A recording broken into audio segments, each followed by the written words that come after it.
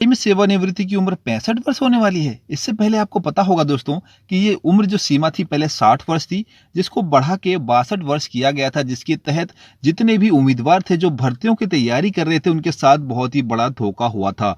क्योंकि काफ़ी सारी वैकेंसी जो जल्दी आने वाली थी, 2 साल बढ़ाने के चक्कर में वो जो वैकेंसी थी वो 2 साल और आगे के लिए पहुंचा दी गई थी।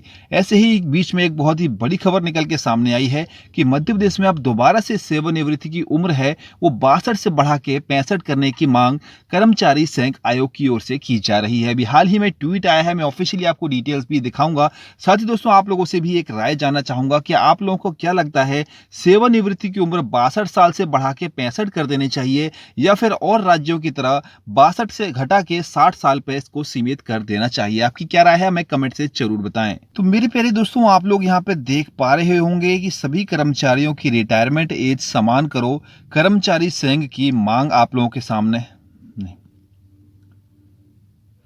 तो मेरे प्यारे दोस्तों आप लोग देख पा रहे होंगे सभी कर्मचारियों की रिटायरमेंट की एज समान करो, ऐसा कर्मचारी संघ आयोग की मांग रखी गई है।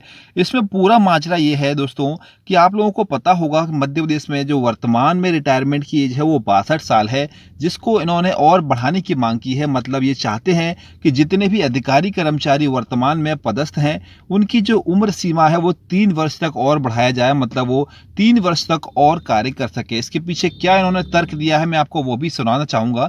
मध्य प्रदेश कर्मचारी संयुक्त मोर्चा जबलपुर में प्रदेश अध्यक्ष जितेंद्र सिंह, जिला अध्यक्ष अटल उपाध्याय ने कर्मचारियों को अलग अलग 58, 60, 62 और 65 वर्ष की उम्र में रिटायर किए जाने को भेदभावपूर्ण कार्रवाई बताया है।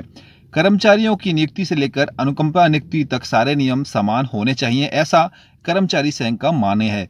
यहाँ पे दोनों इन्होंने बोला है मध्य प्रदेश शासन ने कुछ विभागों में कर्मचारी की 65 वर्ष की उम्र में रिटायरमेंट किया जाता है। मतलब इनका कहना है कि कुछ विभाग ऐसे हैं जहाँ पे उम्र सीमा 65 वर्ष में रिटायरमेंट दिया जाता है, परंतु कुछ विभाग ऐसे हैं जहाँ पे 58, 60 और 62 में रिटायर कर दिया जाता है।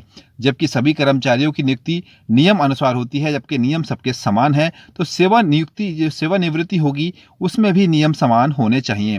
कर्मचारियों को महंगाई भत्ते, आवास भत्ते, शहरी भत्ते एवं अन्य लाभ का समान जो है आप लोगों को लाभ दिया जाना चाहिए। इसके पीछे भी इनकी एक मांग रखी गई। रिटायरमेंट पर पेंशन, उपादान, अवकाश, नगदीकरण और यहाँ तक कि कर्मचारी के निधन पर अनुकंपा नियुक्ति के भी जो नियम है वो भी आप लोगों के एक समान करने की मांग रखी गई है। फिर अलग अलग उम्र में रिटायरमेंट कर कर्मचारियों के साथ पक्षपात क्यों किया जाता है? तो यहाँ पे इनका कहना है कि सभी चीज़ें समान हैं, लेकिन रिटायरमेंट की जो चीज़ है वो अलग क्यों रखी गई है? सिर्फ सेवानिवृत्ति की आयु सीमा में असमानता ही क्यों? अलग अलग उम्र में रिटायर करने से अधिकारियों और कर्मचारियों में भारी असंतोष पनप रहा है। सभी विभागों के अधिकारियों और कर्मचारियों को एक समान 65 वर्ष की उम्र में रिटायर्ड करना चाहिए।